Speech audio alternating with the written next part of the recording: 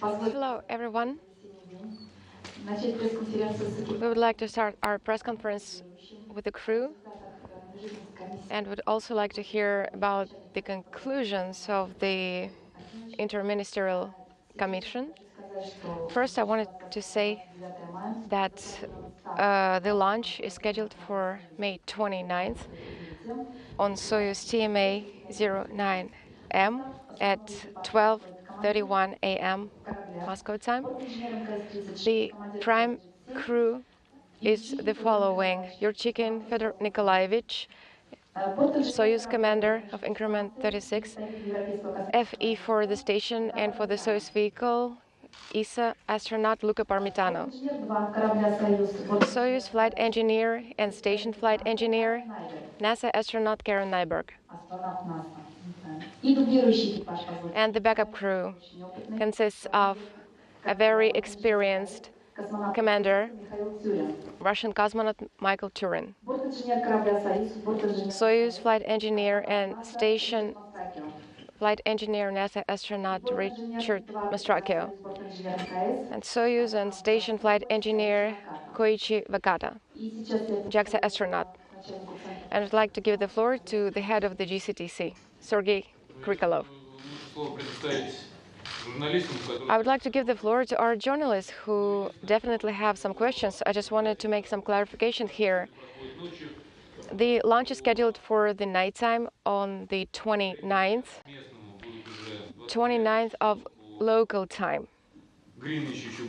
However, it will be May 28th GMT. I just wanted to avoid any confusion here and wanted to make this clarification.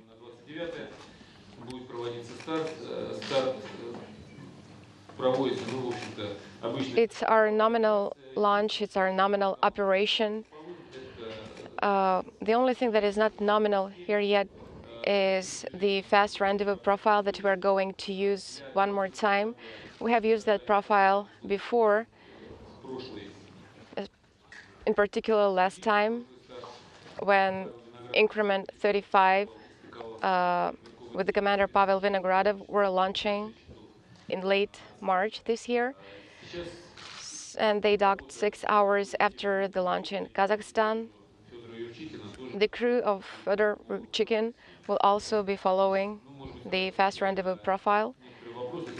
So anticipating some of your questions, I can say that we have some positive statistics here with regard to the fast rendezvous profile. All the systems work nominal usually, and we also have an additional capability of performing some orbits and coordinates calculation on board the station in short periods of time, which allows the vehicle to approach the station more carefully, so to say. So right now we are very confident in this profile, and let's hear some questions. News of Cosmonautics Journal. I have a question for the Fedor Yurchikin's crew. We heard some information that you're going to participate in the Olympic torch relay on board the station. So what do you think about that? And I know that the flight program was changed because of this major event. And did you talk to the Olympic Committee? Do they know about it? What do they think about it? And what words did you hear from them? And I think it's a great opportunity and great honor for the crew to be able to participate in this relay. Well, I want to answer this question. You are saying it as if it's already been confirmed. However, it's not really so. We are considering this possibility to participate in the Olympic torch relay. However, according to the standard practice in the space industry, complicated events like this need to be assessed first. And we haven't confirmed and haven't approved this event yet, but we're assessing the possibilities.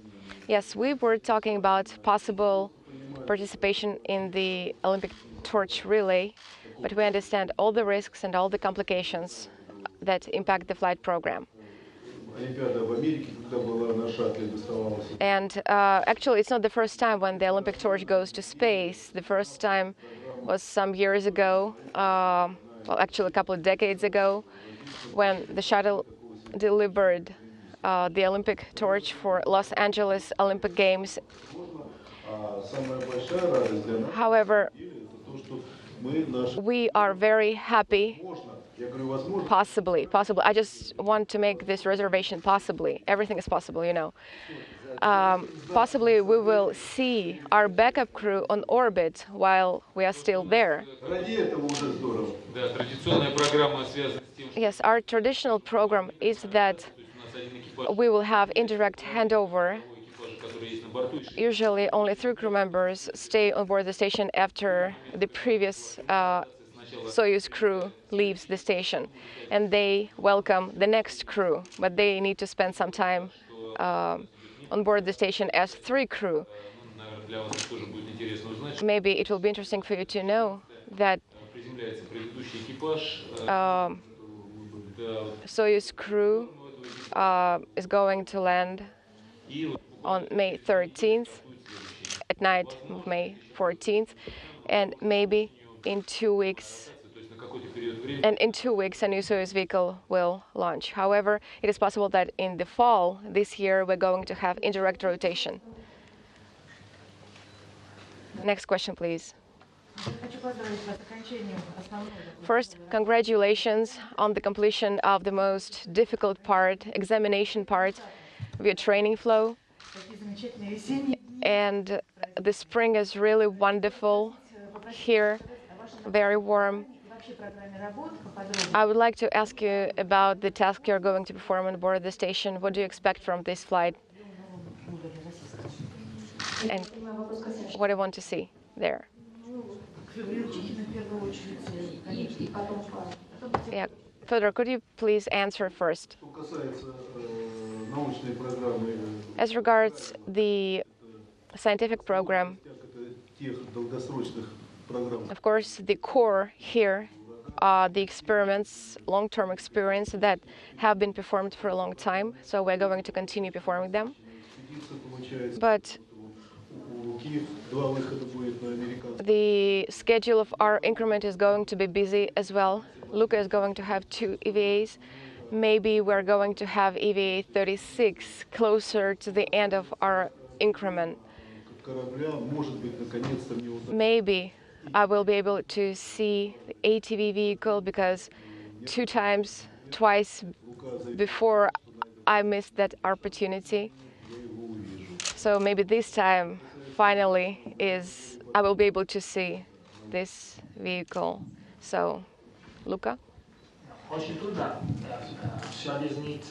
It's really difficult to explain everything. Luca, could you please speak English? No, I would prefer to speak Russian. If you don't like my Russian, I can switch to English. Up to you. No, we like your Russian very much. It's really difficult to anticipate something right now. I know that there are 150 experiments going on board the station at the moment. And it's very difficult to select or to single out some specific experiments that I would like most.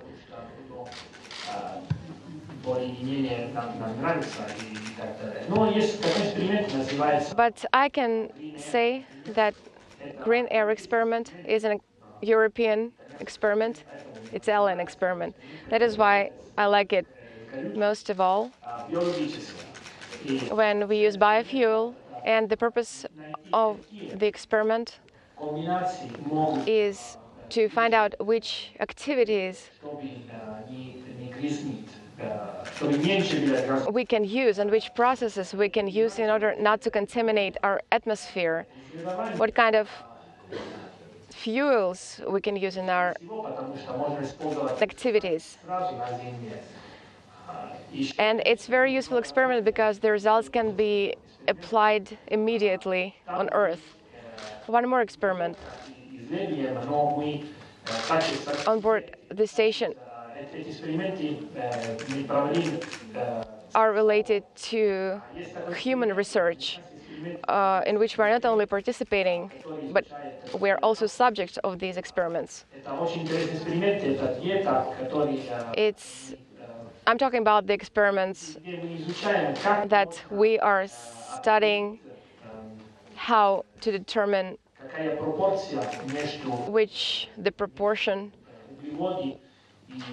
what proportion exists between proteins and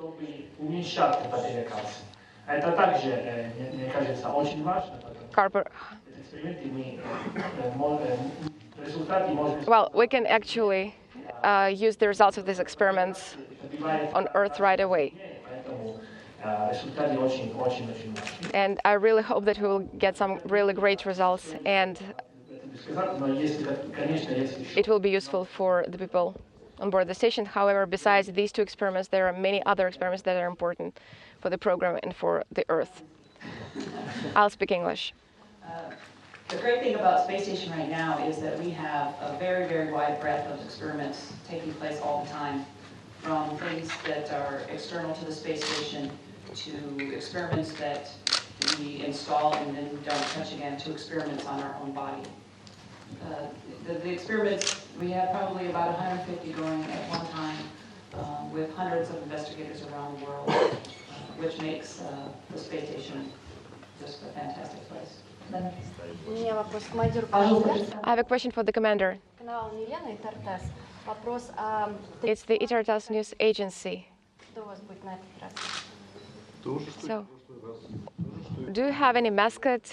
Well, I will have the same mascot as last time. We are very conservative here. But we're very conservative in everything that is related to our space mission. So I will take the mascot that I had during my first flight, second flight, and third flight. I'm preparing for my fourth flight and third flight on board the station. Same dimensions, same thing. Yeah, maybe I gained some weight, but my mascot didn't.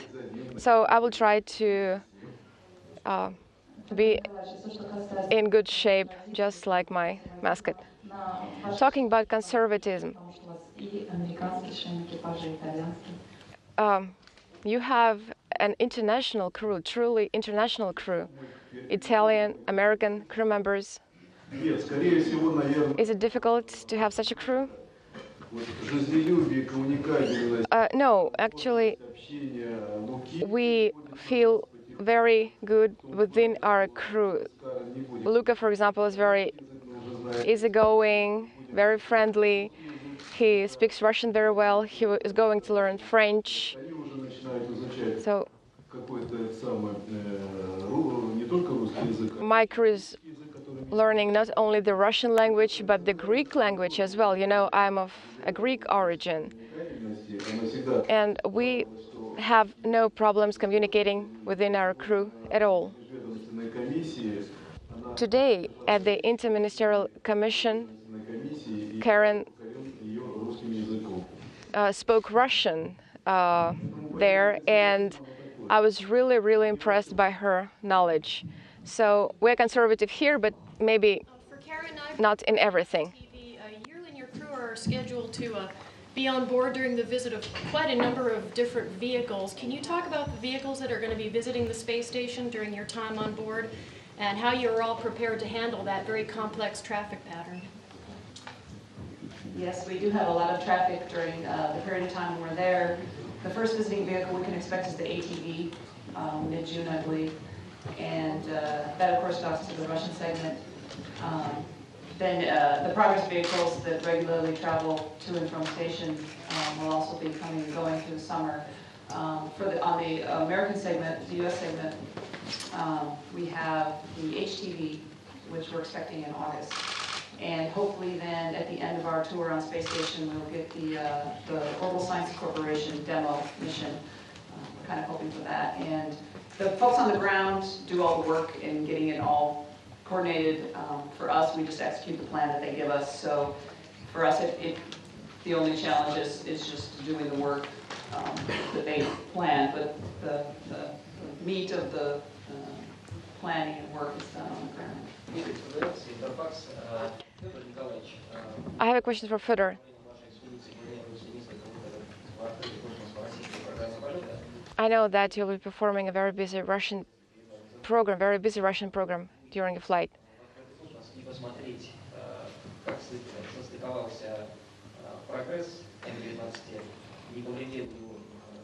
I know that currently there are some discussions whether or not it's feasible to perform an additional EVA just to inspect the reflector outside the station. What do you think about it?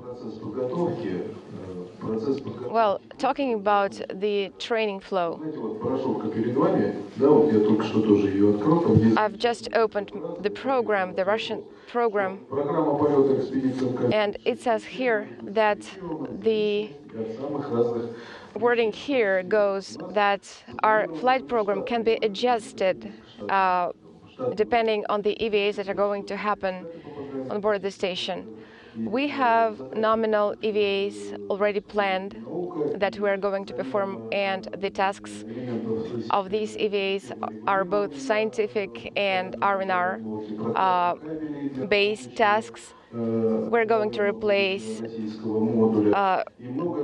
cables. We're going to perform cable routing for the future MLM module, and I'm aware of the fact that the Russian program can be adjusted depending on the tasks that haven't been performed by previous crews or the task that occurred or became urgent at some point of time. But we are all crew members and we are serving one goal. So we will be acting depending on the situation. Yes, we have an approved EVA program, and I know that the dates haven't changed yet. If there are some changes, then we will act accordingly. Right now, we haven't been preparing for any adjustments because we don't know about them. I want to add a couple of words.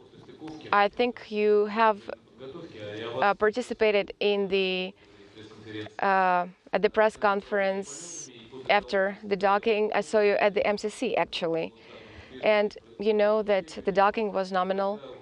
Everything went very well, and I think you heard how the heads of RSC Energia and Roscosmos were saying that right now there are two reasons that prevent us from performing that EVA. First, there is no workstation set up there, and also the cartridges, there is also an issue, and the feasibility of this EVA and unclear reasons of this EVA, all of these impede this decision. So maybe it won't be safe for the crew to perform this extra EVA. So I hope that we're going to have some more detailed information later.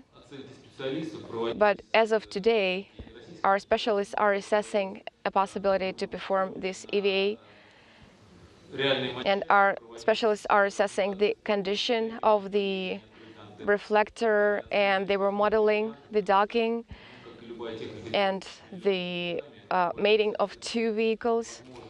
And our specialists were assessing a possibility of any damage that could have happened between the station and the curse antenna. And they have been assessing all the scenarios, possible scenarios that could have happened at that time, especially with regard to the antenna that was not deployed and how it could have impacted the reflectors installed on the station and that are really critical for ATV missions. I can tell you that the analysis was so thorough, and we made so many efforts to assess and understand how the docking actually took place. We can say that the impact, the contact could have been possible, but we do not see any problems with the reflector, and our estimations and calculations show that it is highly likely that the reflector was not even touched by the antenna. So, as Fedor just said, the flight program can be adjusted. Then we will act accordingly. However, we don't know about any decisions of that kind, and maybe their crew will be dealing with that issue if need be. So if we have to do it, the crew that is currently on board or this crew who will be on board very soon will be acting according to the new situation. So I have some questions relating to the psychological factors relating to living so close to each other on board the station. So you have already mentioned a couple of words about your crewmates. Could you please say something about each other? What can you say about each other? And I have a question to Fedor. Fedor, you always have women in your crew. It's your preference or it's just a mere coincidence? Katya, can I call you that? Yes. Actually, this question is of big concern for my wife. Moreover, the situation was very interesting. I was initially assigned to a different crew. I think in November, I think it was in November 2011 when I heard that I will be the commander of this crew. So I heard two names, Luca Parmitano and Karen Nyberg. The name Karen is the first name of a famous Russian movie director, Karen Chaknazarov. So I was thinking that we will have all men in our crew. So my wife decided to look her up on the computer and called me to the computer and asked me, so do you see this man? So, and what did I see? I saw a beautiful, a wonderful woman. So this is how I first saw Karen Nyberg. I don't know why there are some untrue legends in Russia or superstitions in Russia about American women. They think that American women act like businesswomen only. However, you need to see her family. You need to see her little son and how he loves his mommy. Because Karen is a mother, first of all, and everything else is secondary. And being an astronaut is not that important as being a great mother. So she's a real woman, a real American woman, a real mother. Talking about Luca, no, please don't talk about me. I'm not a woman. Yes, absolutely true, you're not a woman. But the best quality that I appreciate in him, I already told you that he is an easygoing, a very good person.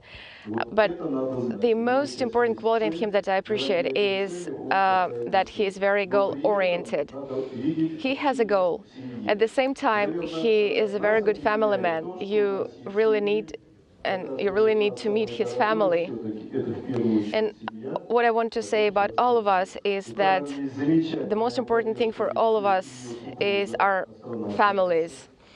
And everything else is secondary. Karen is also supported by her husband, an NASA astronaut, who is also here, and her son, whom I call Mr. No because no is his favorite word, are absolutely wonderful. But the most important thing about my crew is that they all like me. Yes, Fedor is a very good man.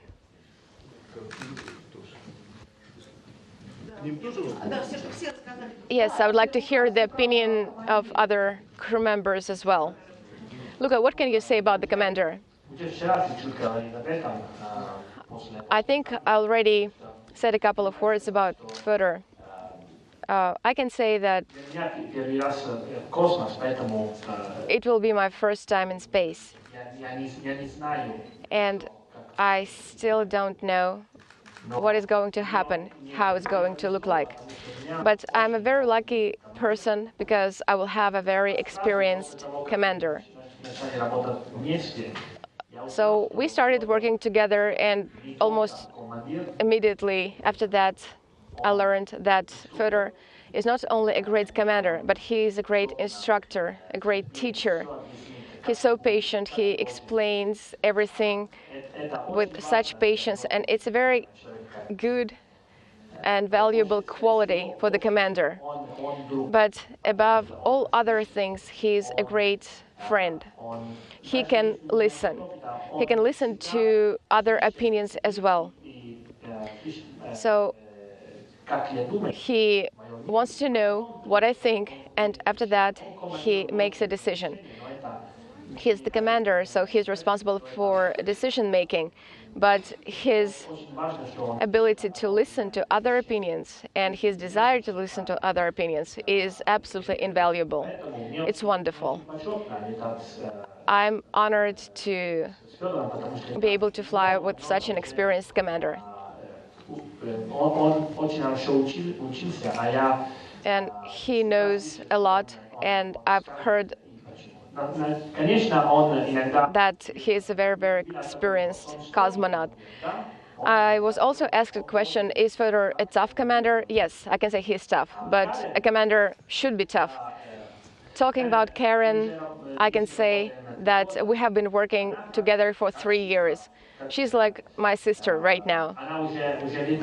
She has been in space some years ago, and she, of course, knows a little bit more than I do about the space. She was a shuttle astronaut.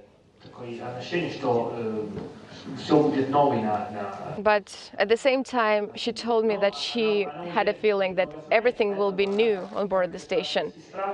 So she's my elder sister, and I'm a younger brother for her. And as an elder sister, she will always explain new things to me and will always say everything is going to be okay. She's always smiling.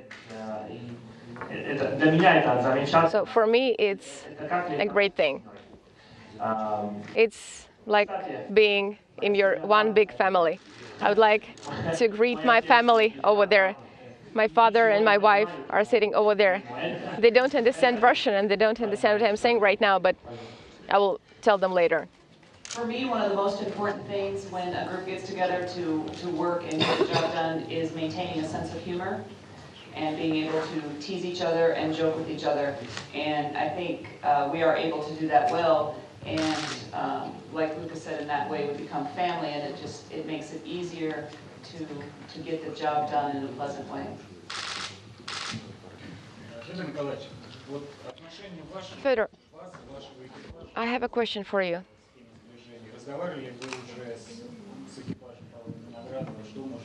Did you already talk to Pavel Vinogradov's crew?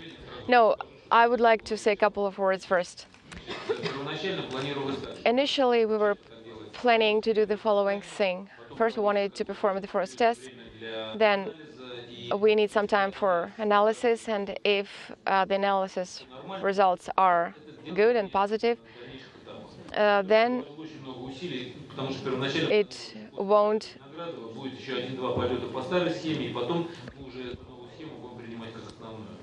So initially it was planned that Pavel Vinogradov's will be the first crew flying according to the fast rendezvous profile. Then we will have 2 regular profiles, and after that we might go back to the fast rendezvous profile. Talking about the fast rendezvous profile, it's a complicated thing, but actually we have known about that profile long ago, and we could have done that even earlier.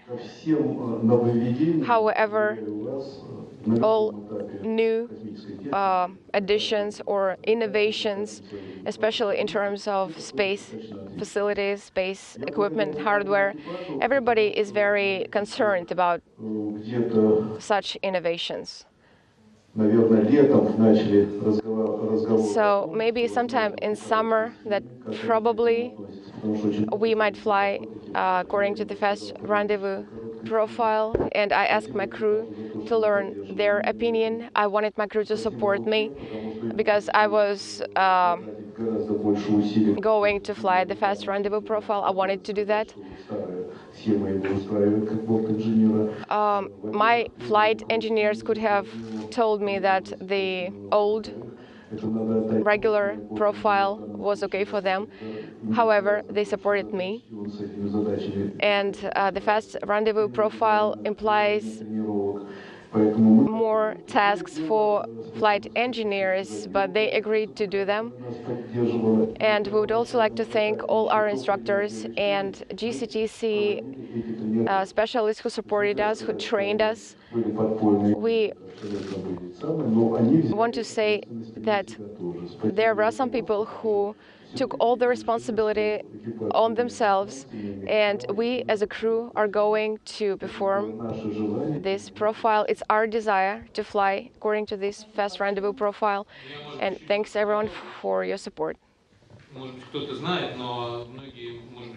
So many of you know, but some of you might not remember, that Soyuz vehicles to the Salyut orbital station were flying according to fast rendezvous profile. So it took them only 1 day to dock after the launch.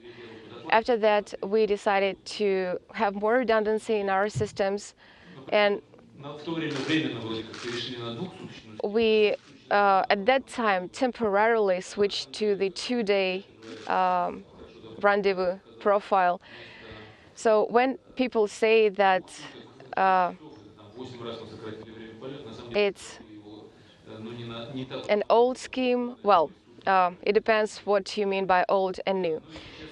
So right now, using all the modern hardware and technologies, we can reduce the flight of the vehicle in several times.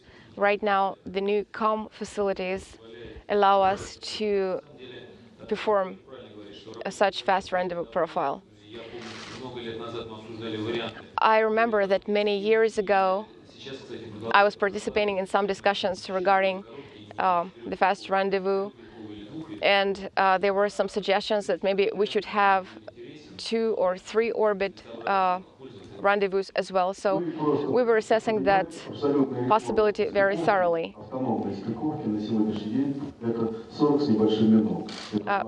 You understand that the autonomous docking right now is 40 plus minutes.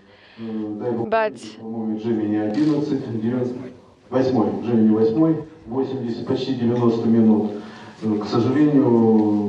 when we're talking about manned vehicles, we are using the scheme that was developed some time ago. So we're just using something that was invented some time ago. The only thing here is that we should be more sensitive to the exact time of the launch and the timing itself. So we also have redundancy during this fast rendezvous profile. One more question. Yes, I wanted to ask this question first to you. How will you celebrate the Victory Day, May 9th, tomorrow? What will you do? What Luca and Karen will do at Baikonur? You haven't been there yet. No, we have been at the Baikonur. So will your families be with you there? Of course, definitely. First, I wanted to thank our American counterparts because earlier we did not have that at all. It's a new tradition for us. So if you're talking about some Soviet traditions, families were not allowed to go to Baikonur.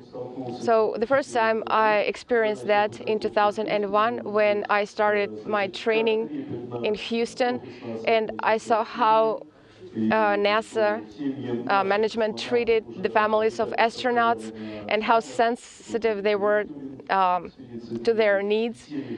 So I raised the question here in Russia, and in the year 2002 my family was able to go to Baikonur. So slowly but surely our families started going to Baikonur. It's a great tradition actually, because they are able to support us there at such an important moment. So our families are here. Mr. Savin is also here. He knows all the rules and regulations, and he follows their performance as well, implementation. And he is responsible for our family's trips to Baikonur. So this is the holiday of families, of Russian, Soviet families, European families. I mean, Victory Day.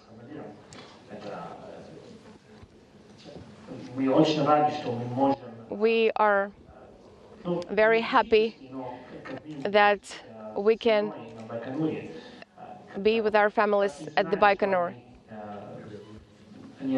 We know that they're very close to us and they can see our launch. It's a fantastic psychological support. I'm very happy that they can go to Baikonur, and I absolutely agree with what Fedor said.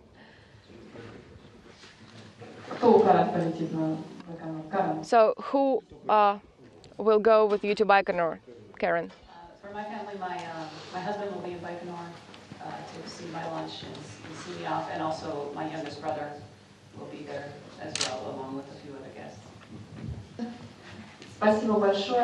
Thank you very much. I wanted to add that according to our tradition, the prime and backup crew will go to the Cosmonautics Museum, and after that they will go to the Red Square. Yes, you can take the seats here. The backup crew should stand right behind them.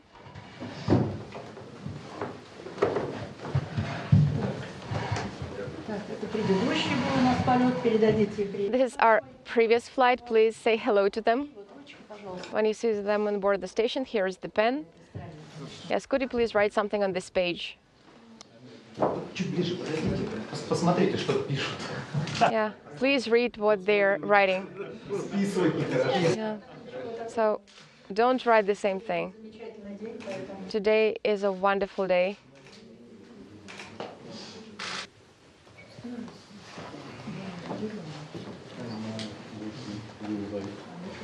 You know already. I'm going to show these guys in Latin.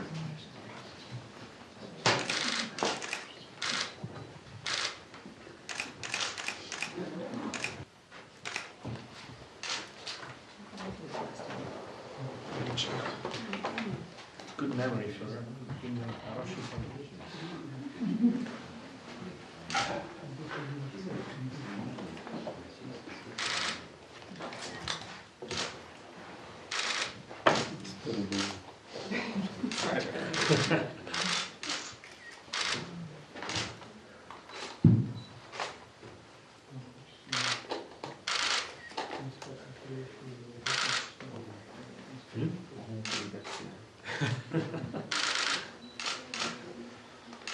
C'è il sedere di Gagarin.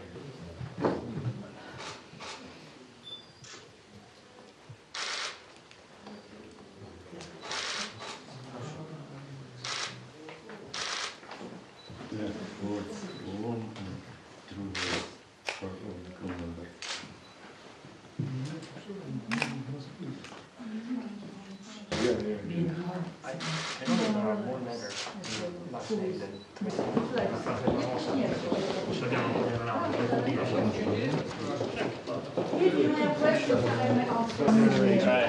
And here is the I recognize the pictures.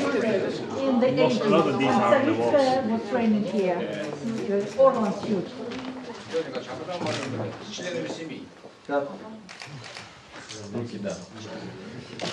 Yes, please stand like this.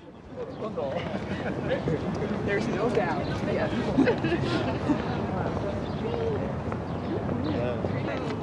We're going to go into that building and see what's in it. I'm not sure we're going into a building, honey.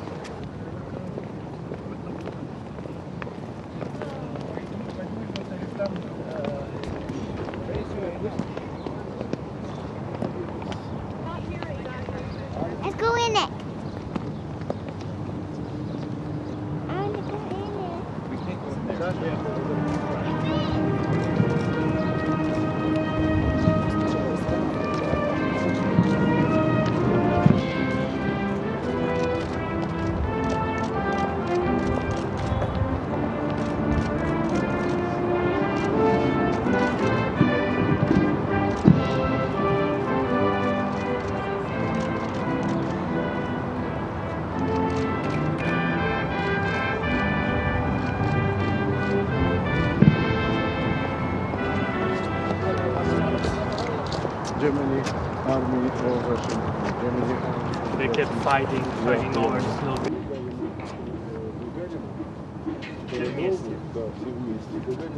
Yes, all together. Let's do it all together.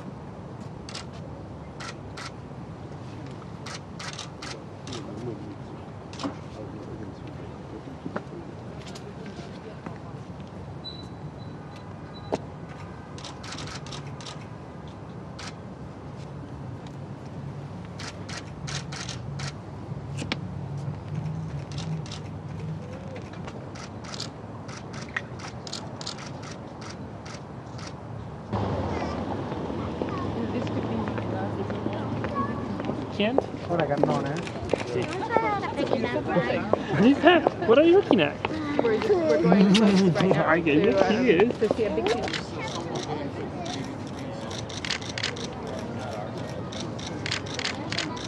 Karen Nyberg, we're here at Red Square and the Kremlin today, May 8th. Can you talk about some of the traditions in coming here? And you were here 6 months ago as a member of a backup crew, and what's that like for you now as you're getting ready for your own space flight?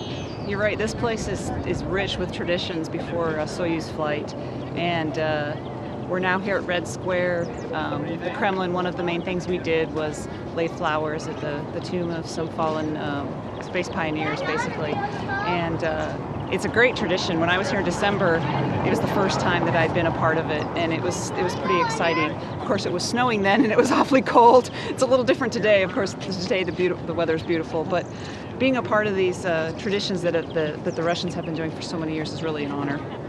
And we saw actually outside you were laying some flowers at what looked like a tomb of the unknown soldier, and there was a parade celebration going on. Can you describe what was going on?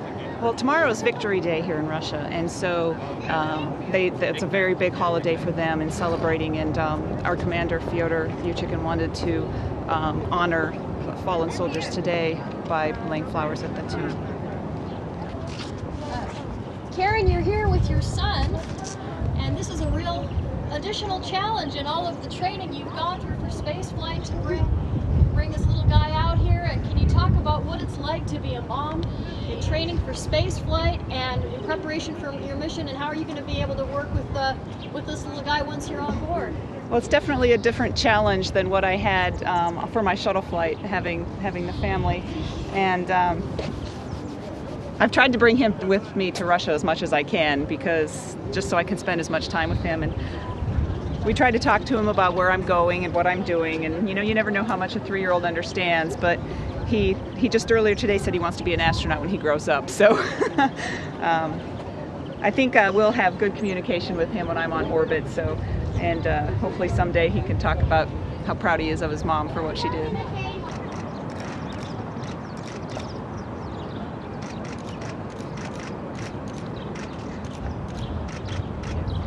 So right after the commissioning, which is when we are actually cleared for flight, this is a traditional trip that we do here at the Red Square to pay homage to some very, very famous people for Russian space flight. So what we do is we carry these flowers to the tomb of Korolev, which was the chief designer at the time of Gagarin's first flight. So that's the first tomb that we visit. We lay the flowers, we salute him, we think about it, and then we move over to Gagarin's tomb, which of course is one of the greatest hero in Russian history. He's the first man who ever flew around the Earth. After that, we pay homage to 5 more cosmonauts who have done something so special to have a place of honor here at the Kremlin. So we have the crew that flew on the very first space station, an astronaut, a cosmonaut that died during an experiment, and so on. But today, we actually had a special event because at this time of the year, Russia celebrates the Day of Victory, which is their way of celebrating the end of the Great War, World War II. So today, a lot of delegations are paying their homage to the tomb of the unknown soldier. So my commander, Fyodor Yurchikhin, actually organized this special event where we went and salute the tomb of the unknown soldier.